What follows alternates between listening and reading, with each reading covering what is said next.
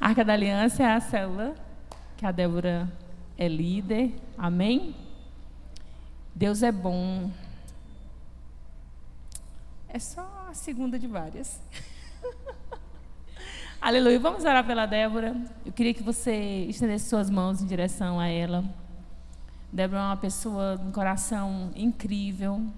A líder dela direta não sou eu, tá? É a Kalen. A Kalen que é a líder dela. Ela já foi multiplicada pela Kalen. A Kalen acabou de chegar, vem só te ver. Deus é bom. E eu sei que Deus tem grandes coisas para nós nessa noite, com essa palavra que o Senhor derramou sobre o coração da Débora. Papai querido, nós te pedimos nesse momento, Senhor, que o Senhor guarde o coração dela, Senhor. Papai, que as emoções dela estejam guardadas no Senhor. Guarda a família, Jesus. E que eu sei, Senhor, que agora quando ela entrou no campo de batalha, que ela esteja revestida, Senhor, de toda a armadura. Em nome de Jesus. Espírito Santo de Deus, que o Senhor continue a falar e a soprar no ouvido dela tudo aquilo que o Senhor tem para nós nessa noite. Nós estamos aqui, Senhor, disponíveis para ouvir. O Senhor tem liberdade nesse lugar, Senhor. Então, Senhor, nos surpreende, papai, com essa palavra, Jesus. O Senhor já tem nos surpreendido, Jesus, desde a hora que nós entramos nesse lugar. Mas nós queremos mais, muito mais de Ti. Abre os nossos ouvidos. E desde agora, Jesus, eu te peço, Senhor, toda distração na mente congelada.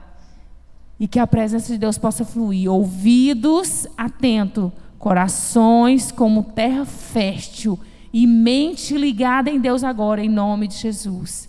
Usa a tua filha, Senhor, em nome de Jesus. Amém? Aplauda ao Senhor. Glória a Deus. Glória a Deus. Glória a Deus, gente. Como eu disse da última vez, né? Que eu ministrei aqui.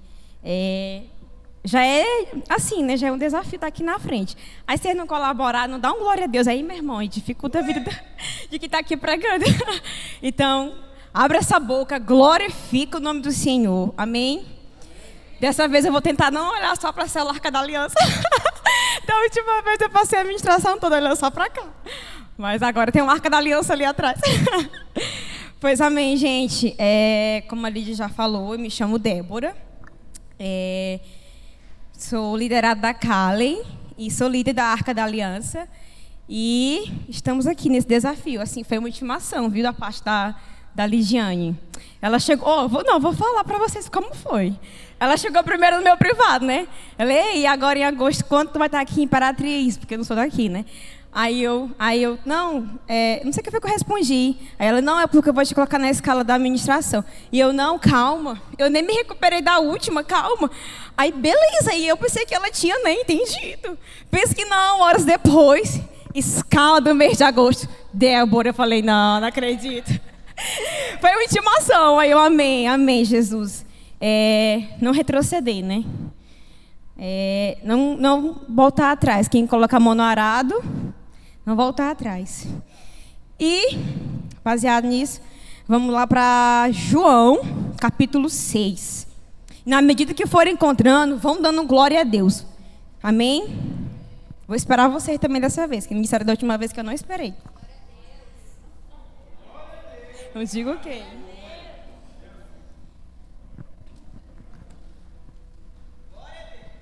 Ó, já achou aqui, glória a Deus. Todo mundo encontrou, glória a Deus. Pois amém, gente. Primeiro eu quero trazer o contexto para vocês, né? Capítulo 6, ele é grande. Então, eu quero trazer um contexto, porque o tema dessa ministração é: Ele é suficiente. Ele é suficiente. E, baseado nisso, no capítulo 6, a gente vê os milagres de Jesus, né? Jesus começa a fazer os milagres e as multidões começam a aparecer. E aqui no capítulo 6, versículo 2, fala assim: seguia numerosa multidão. Guardem isso. Seguia numerosa multidão. Porque tinham visto sinais que ele fazia na cura dos enfermos. E aí mais em frente, no versículo 22, fala assim: no dia seguinte, a multidão ficara do outro lado do mar. Notou que ali não havia senão um pequeno barco e que Jesus não embarcava nele com seus discípulos, tendo este partido sós. Então a multidão continuou, né? E aí lá para o versículo 35 fala assim, né? Declarou-lhe Jesus, pois Jesus, eu sou o pão da vida. O que vem a mim não terá mais fome, e o que crê em mim jamais terá sede.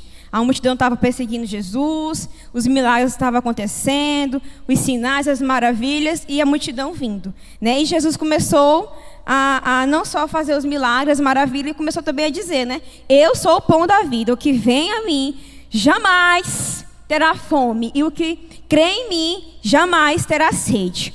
E aí a murmuração começou, né? Aí no versículo 41 fala assim: murmuravam, pois, dele os judeus, porque disseram: eu sou o pão que desceu do céu. Então eles começaram, né, a ficar murmurando em relação a isso, porque eles estavam ali atrás de quê? Dos sinais e das maravilhas. Então Jesus começa a dizer, né, eu sou o pão da vida. O que vem a mim não terá mais fome nem sede. Aí ele continua no versículo 47. Em verdade vos digo, quem crê em mim tem a vida eterna. Eu sou o pão da vida. Ele continua, eu sou o pão da vida. E a multidão começa a ir embora. Então, no versículo 59, estas coisas disse Jesus, quando ensinava na sinagoga de Cafarnaum. E a multidão se esvaziou. E o que fez a multidão ir embora? Né? O que fez a multidão ir embora? No versículo 60 ao 69 fala assim: muitos dos seus discípulos, tendo ouvido tais palavras, disseram: duro é este discurso, quem o pode ouvir? Mas Jesus, sabendo por si mesmo que eles murmuravam a respeito de suas palavras, interpelou-os: isto vos escandaliza? Que será, pois, se vistes o Filho do Homem subir para o lugar onde primeiro estava? O Espírito é o que vivifica, a carne para nada aproveita. As palavras que eu vos tenho dito são Espírito e são vida. Contudo, há descrente entre vós. Contudo, há descrente entre vós. Pois Jesus sabia, desde o princípio, quais eram os que não criam e o que haviam de trair. E prosseguiu: por causa disto é que eu vos tenho dito, ninguém poderá vir a mim, se pelo Pai não lhe for concedido. E os discípulos, à vista disso, muitos dos seus discípulos o abandonaram e já não andava com ele.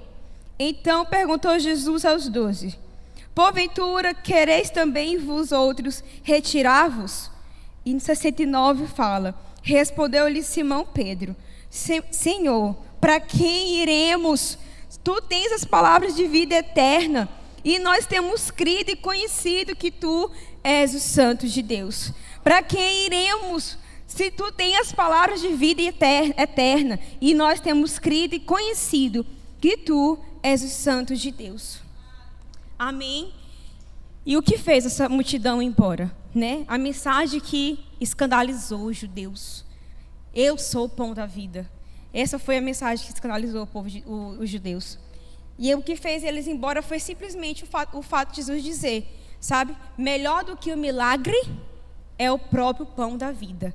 Sabe, o que fez eles ir embora foi simplesmente o fato dele dizer, o mais profundo, que o milagre, que as multiplicações dos pães, era o entendimento que ele era o próprio pão da vida. Amém? Então foi isso que fez a multidão ir embora. Mas tinha os que permaneciam. E Jesus estava dizendo àquele povo, né, não me use para conquistar o que vocês querem. Não me use, não use o meu nome, porque eu sou tudo o que você precisa. sabe? Não me uso para alcançar a cura, não uso o nome de Deus para alcançar os milagres, sabe? Não uso o nome de Deus para alcançar os sonhos, suas conquistas, sabe? Não uso o nome de Deus para alcançar as coisas que você, do próprio umbigo, sabe? Mas entenda que Ele é o pão da vida, Ele é tudo que nós precisamos. Amém? Tem alguém aqui comigo? Tem alguém vivo aí? Amém, glória a Deus. E eu li esses dias, né, pastor Dênio, ele falou assim, né? Se Jesus não for suficiente, nada mais será. Se Jesus não for suficiente, nada mais será. Aí ele falou algumas coisas e eu escrevi, né? Ele fala, o emprego mais bem-sucedido. Se Jesus não for suficiente, o emprego mais bem-sucedido não será. O ministério mais feliz. Se Jesus não for suficiente, não vai ser esse ministério. Sabe, o casamento dos sonhos. Se Jesus não for suficiente, esse casamento não será. O milagre mais extraordinário, a viagem dos sonhos, nada disso. Sabe, se Jesus não for suficiente, nada mais será. Por quê? Porque o mundo inteiro não será suficiente. Sabe, o mundo inteiro. Existe uma frase que eu gosto muito de dizer, que existe em nós um vazio do tamanho de Deus. Então, por mais que a gente tenha todas as coisas no mundo, nada será suficiente. Nada é capaz de nos suprir. Somente Cristo. Somente Cristo. Ele veio para denunciar que aquilo que nós precisamos não está na terra, é eterno. Sabe, ele veio para apontar que aquilo que nós precisamos não é terreno, não é terreno, é eterno, não é passageiro. Amém? E em favor disso, né, isso me faz lembrar também de dois grandes homens de Deus na Bíblia, que é Paulo e Estevão, que tinham uma vida satisfeita em Cristo. Né? Paulo e tantos outros, mas hoje eu quero falar sobre esses dois. Ele tinha uma vida satisfeita em Cristo. Lá em Filipenses 4,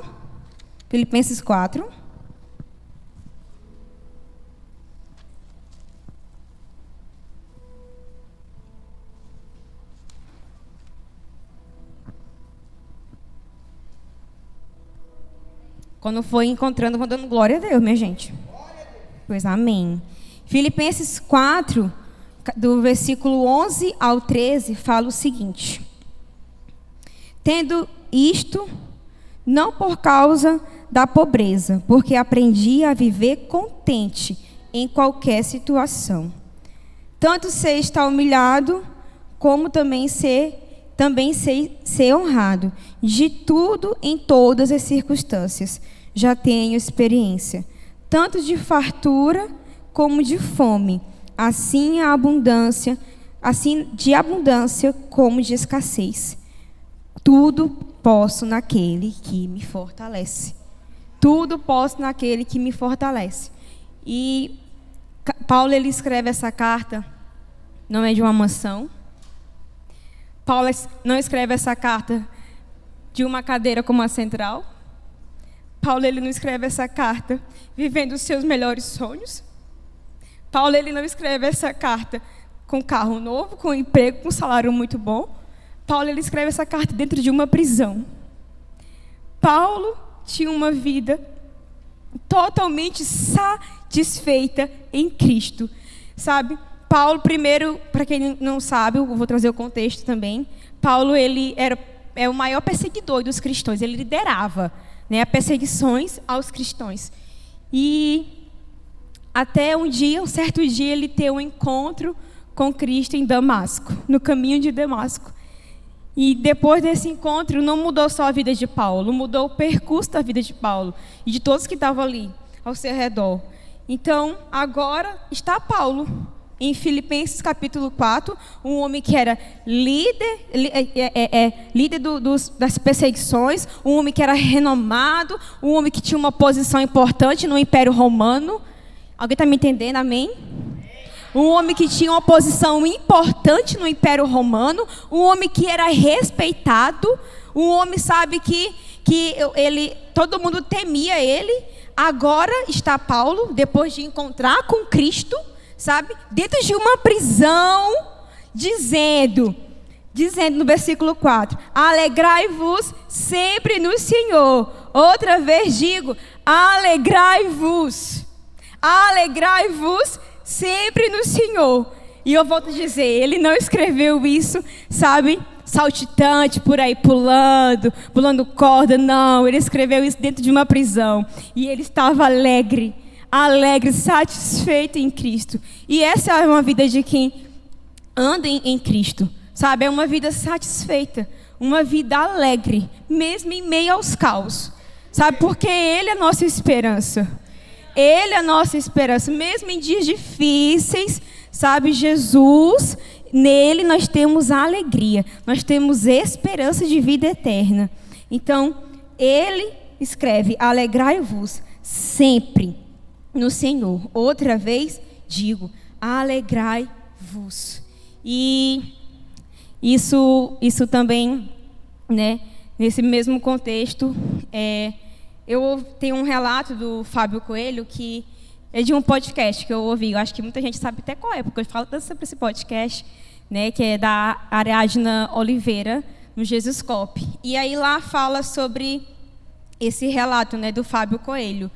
É um pregador. E ele disse que visitou, né, ele fez uma viagem para a Itália e visitou as prisões, né? E lá nas prisões tem os relatos pelos quais os presos foram executados, né? E lá tem o de Paulo, né? E diz lá assim mais ou menos que Paulo foi executado por negar a César e declarar que Jesus é o Senhor, nesses relatos, né? E aí tem um relato dos outros presos, um exemplo, né? Tá a mesma coisa. Foram executados por negar a César e declarar que Jesus é o Senhor. E lá tem mais o relato de todos os soldados que foram executados pelos mesmos motivos, por negar a César e declarar que Jesus é o Senhor. Ou seja, é um testemunho vivo. É um testemunho vivo, é uma vida que fala. É uma vida que aponta para Cristo. Então, sabe, Paulo estava ali naquela prisão e a alegria dele, a satisfação dele em Cristo converteram outras vidas ao Senhor, né? E os soldados vendo aquilo, meu Deus, que o homem está aqui, está nessa situação e está alegre e está satisfeito. Eu imagino comigo, né, que eles deveriam comentar entre eles, né? E como é que pode? Como assim?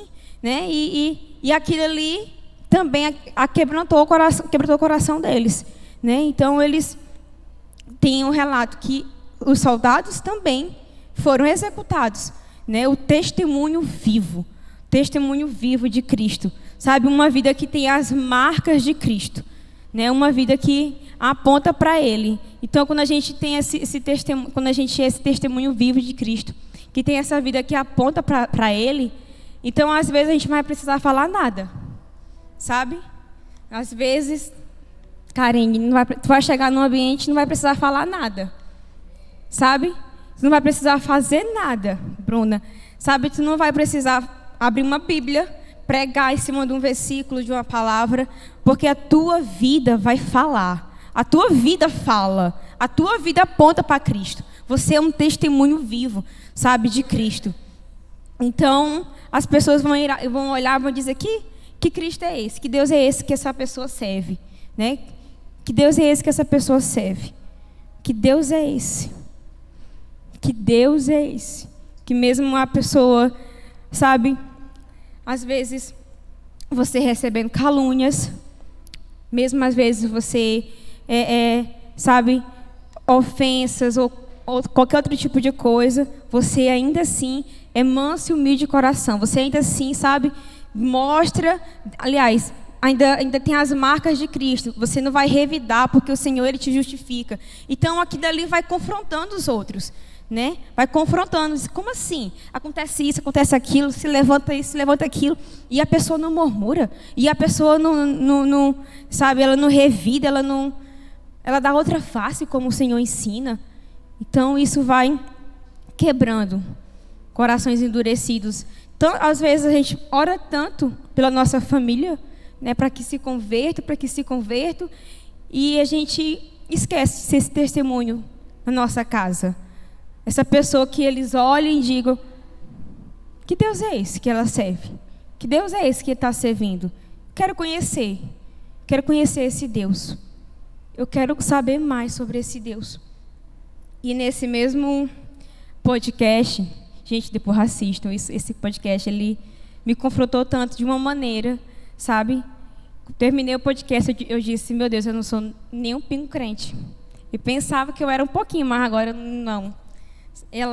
Essa mesma missionária, ela eles são tudo ligado com o pessoal da Jocum, né? Aqui do Almirante, né? E ela fala sobre um homem, né, que eles visitaram em outro país. E esse homem, gente, ele estava assim no auge da sua perseguição, no auge. Ele já tinha sido preso 7 vezes, né? E eles perguntam, né, como que ele aguentava aquilo, né? Como que ele fazia para não desistir, né? O que mantinha ele em pé, na verdade. E aí ela disse que esse homem olhou para o horizonte com um olhar tão doce e tão cheio do Espírito Santo que ele nem precisava mais responder. Mas ele disse, né? Ele disse que certa vez ele tinha sido preso. E nessa prisão, eu não estou falando de um homem, uma história de personagem. Eu estou falando de alguém vivo, de alguém como eu e você. Se belisca bem, se belisca. Tá sentindo você? Alguém vivo. Não estou falando, sabe, do Batman. Não estou falando de personagem, de sei lá o quê, da Disney, da Barbie. Não estou falando. Estou falando de testemunhos vivos. E ela disse que esse homem, aliás, ele relata que certa vez ele foi preso e colocado de joelhos, com as mãos amarradas para trás, e 2 soldados se revezavam, batendo na boca dele, chutando ele e perguntando sobre sua fé. E aí ele disse que, na medida que ele falava sobre sua fé, na medida que ele se posicionava a respeito da sua fé, ele não negava a sua fé. Na medida que ele se posicionava, os soldados vinham e batiam ele. Vinham e ele não podia cuspir. E ele não podia cuspir os dentes quebrados e nem o sangue. E diz que foi por horas que fez isso com ele. E aí ele disse que batia até ele desmaiar, né? E aí ele, nesses intervalos que ele desmaiava, acordava, o soldado continua de perguntar para ele, né, sobre a fé dele e tal. E aí, em um desses intervalos, ele acorda sozinho, né, sem ser preciso nem o soldado acordar ele de novo e começar tudo do zero. Então, ele acorda sozinho e ele diz: Jesus, eu não consigo mais. Eu não dou conta. E aí ele diz que ouviu Jesus dizendo: a mesma graça que estava sobre mim para perdoar e amar aqueles que me levaram para a condição de cruz está sobre você. Ame esses homens. Ame esses homens. E aí ele diz que ele já acordado, logo em seguida entra um soldado, né?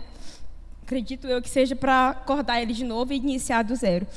E aí ele diz que aquele soldado, olhando para ele, quando o soldado entrou, que ele olhou para o soldado, ele olhou para aquele soldado inundado de um amor, inundado de uma graça, de um poder de Deus, que ele diz assim, eu olhei para ele inundado de amor, que se minhas mãos estivessem desamarradas, eu o abraçaria como quem abraça um filho. Eu o abraçaria como quem abraça o filho. O homem estava sendo espancado, o homem estava, sabe, de joelhos, lá estava batendo ele e perguntando sobre a fé dele. E ele diz agora, sabe, revestido de poder, de graça, ele diz: se as minhas mãos estivessem desamarradas, eu o abraçaria como abraça um filho. Ele estava inundado de uma graça, de um poder. Sabe, ele estava inundado de um amor por Jesus.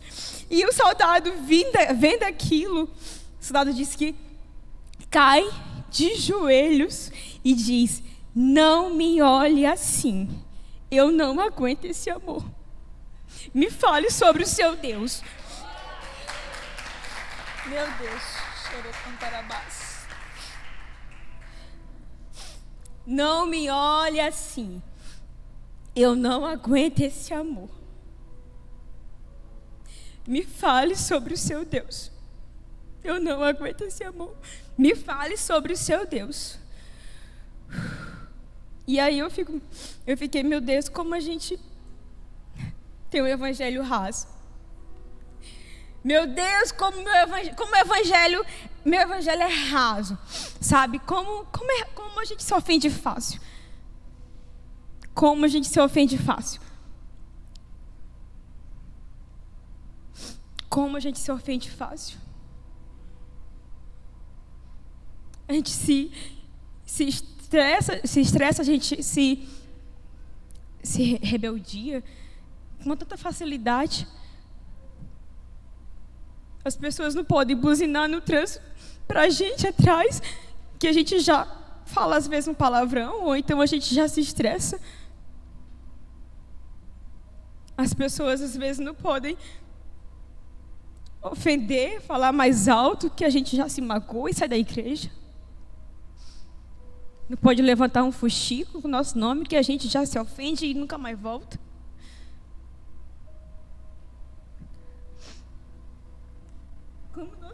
Como o nosso evangelho é raso. Como o nosso evangelho é raso. Como o nosso evangelho é raso. Como o nosso evangelho é raso, meu Deus. Nos ensina a te amar mais, Senhor.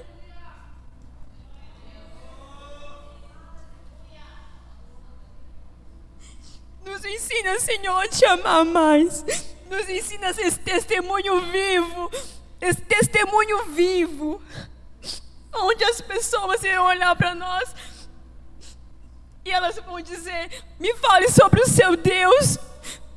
Sabe, aonde não vai precisar você falar nada, porque o seu olhar é inundado de graça e de misericórdia, porque sua vida fala, porque sua vida aponta para o Cristo, porque sua vida é um testemunho vivo. Meu Deus. Isso me leva a Estevão. Atos. Livro de Atos.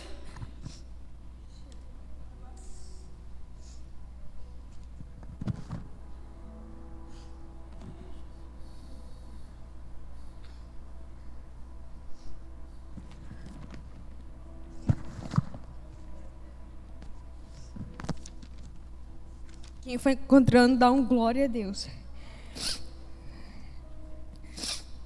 Atos 6 só um instante.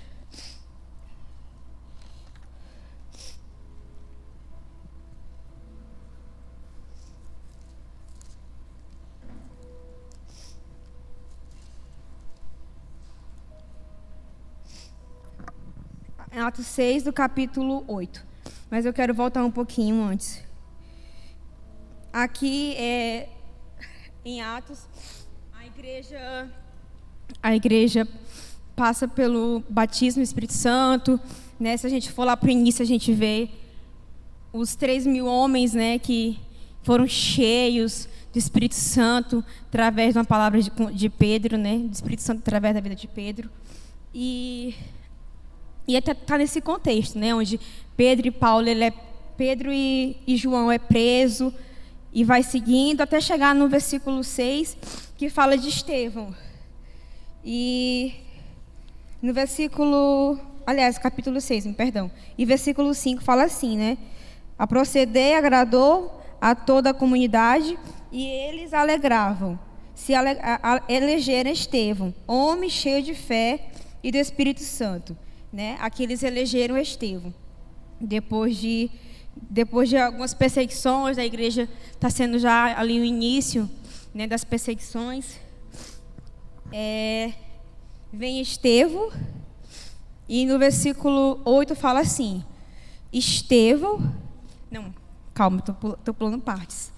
Primeiro fala que, na medida que escolher Estevão, no versículo 3 fala assim: escolhi dentre vós 7 homens de boa reputação e cheios do Espírito e sabedoria.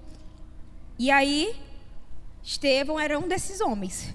Então, no versículo 8, fala assim: Estevão, cheio de graça e poder, fazia prodígios e grandes sinais entre o povo. Levaram-se, porém, alguns dos que eram da sinagoga, chamados de libertos, dos sireneus, dos alexandrinos e dos da Cecília de Ásia. Nervosa, gente, misericórdia. Discutiu com Estevão. No versículo 10, né, fala assim: e não podiam resistir à sabedoria e ao espírito pelo qual ele falava. Então subornaram homens que disseram: temos ouvido que este homem proferiu blasfêmias contra Moisés e contra Deus. Então, mais ou menos assim, né? Estevão estava anunciando o evangelho, e aí eles viram aquilo, o pessoal que era contra, né? Que tinham outras opiniões e tal, e aí eles falam: vamos prender esse homem, né? Vamos levantar falsas testemunhas. Temos ouvido este homem proferir blasfêmia contra Moisés e contra Deus, né? Vamos dar um jeito, dar um fim nesse homem. E aí, a defesa de Estevão, ele começa a dizer, toda uma retrospectiva, né? O pessoal está lá, e no versículo 15 fala assim: todos que estavam assentados no sinédrio, fitando os olhos em Estevão, viram o seu rosto como se fosse o rosto de um anjo. Todos que estavam assentados no sinédrio, fitando os olhos em Estevão, viram o seu rosto como fosse o rosto de um anjo. Então começa a defesa de Estevão, né? Onde ele faz essa retrospectiva desde Abraão, né? Abraão, Moisés, e ele vai falando aquele povo, né? Na defesa de Estevão, estava o povo ali, vendo ele e ele falando desde Abraão. Aí ele vai ali no versículo 6, ele vai lá dizendo, né, cada uma das coisas que aconteceram no Velho Testamento, sobre Moisés, sobre Arão, sobre Isaac, Jacó, e ele vai dizendo, né, foi um sermão, na verdade, né, um sermão aquele povo que estava ali para julgar ele, né?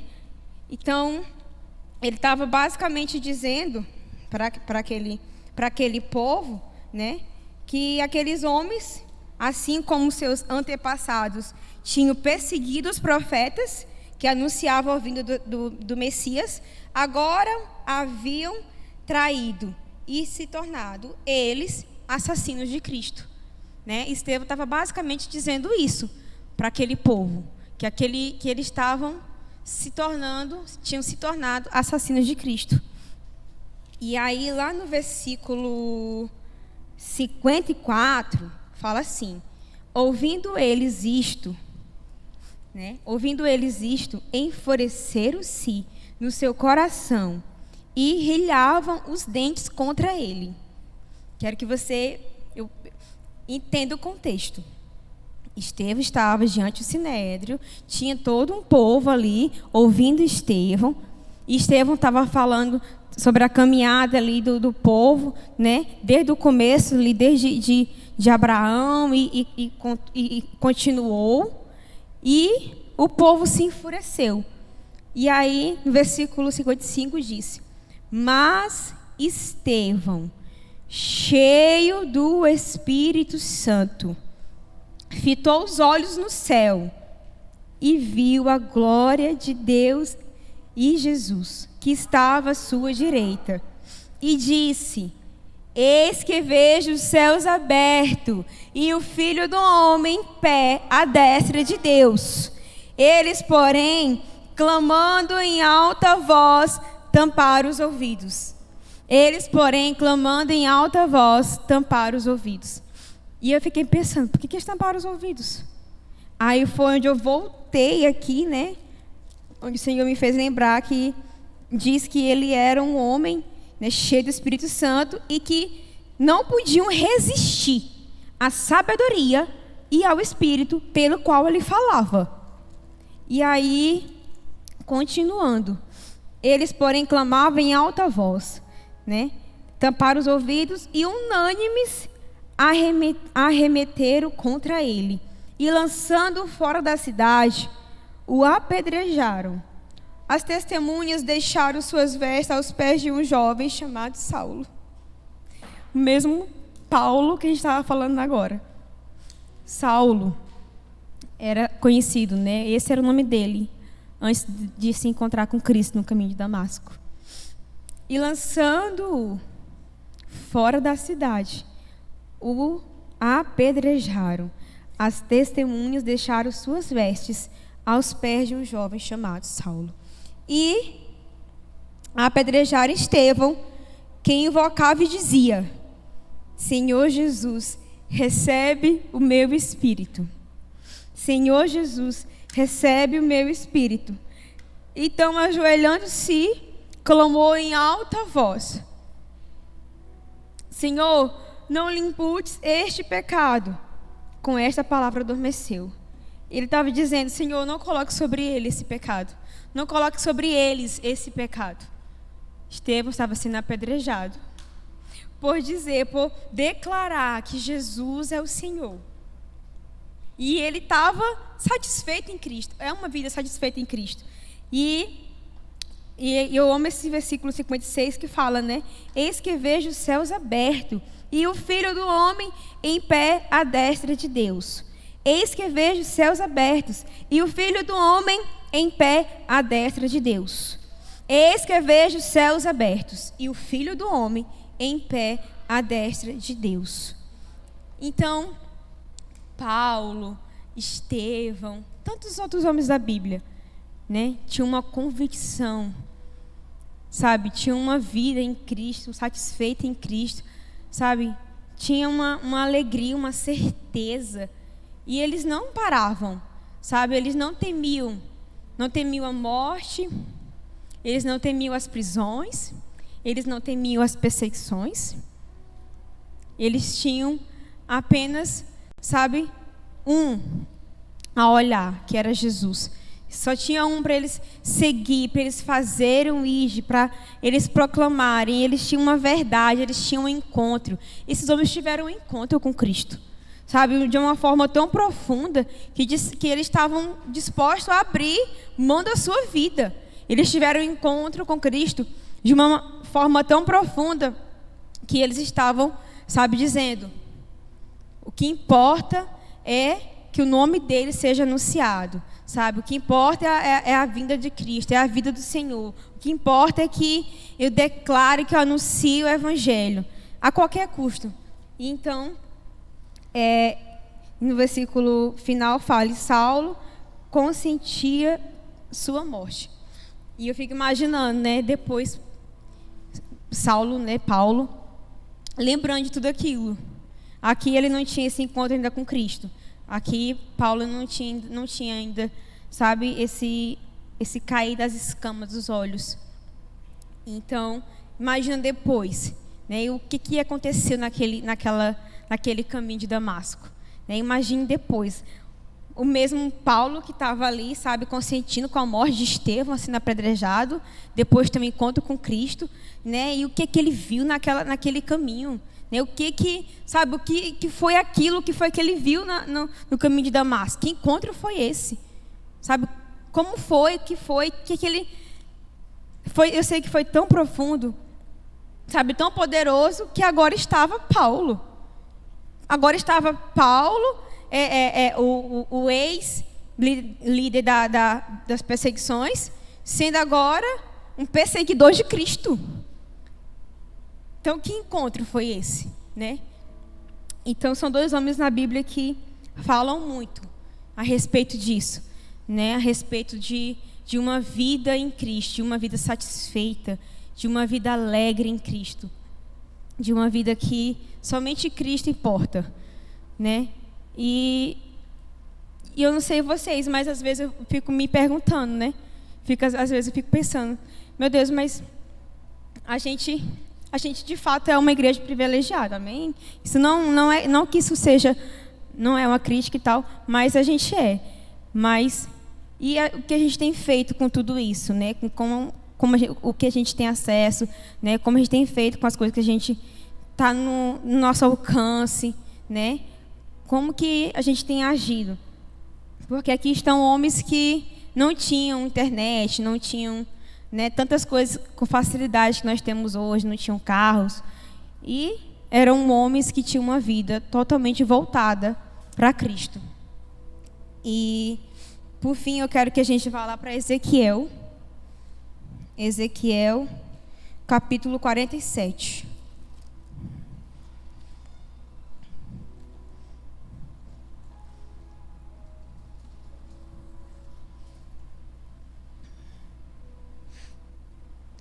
Ezequiel 47. Acharam, amém? E aqui em Ezequiel fala de uma visão que ele teve. Imagine agora aí a tua experiência assim, mais sobrenatural que tu já teve com Deus. Imagine aí a tua experiência assim, mais profunda que tu já teve com o Senhor. Imagina. O dia, não sei se tu lembra disso, tu lembra a circunstância, mas tente imaginar. E em Ezequiel nos diz uma coisa. Tem mais, sabe? Mais profundo que a experiência que um dia tu já teve, se foi hoje, não sei que dia foi, sabe? Mais profundo do que tu já experimentou de Deus. Ainda assim, tem muito mais. Tem muito mais. E Ezequiel 5 fala. Ezequiel 3, fala.